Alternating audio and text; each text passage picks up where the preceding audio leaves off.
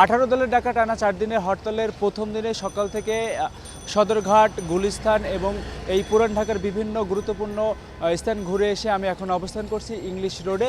দর্শকদের উদ্দেশ্যে জানিয়ে রাখতে চাই, সকাল থেকে নারিন্দা এলাকায় একটি মিছিল বের করে জামাত শিবির কর্মীরা এবং সেখানে রাস্তা আগুন জ্বালিয়ে অবরোধ করার চেষ্টা করে এবং বেশ কয়েকটি ককটেল বিস্ফোরণ ঘটায়। তাছাড়া তেমন উল্লেখযোগ্য ঘটনা, অপ্রীতিকর ঘটনা কিন্তু এই এলাকায় আমরা ঘটতে দেখিনি। আর যে কোনো ধরনের নাশকতা এড়াতে পুলিশ কিন্তু সতর্ক অবস্থানে সকাল থেকে থাকলেও বেলা বাড়ার সঙ্গে সঙ্গে পুলিশের অবস্থানও অনেকটাই কমে এসেছে।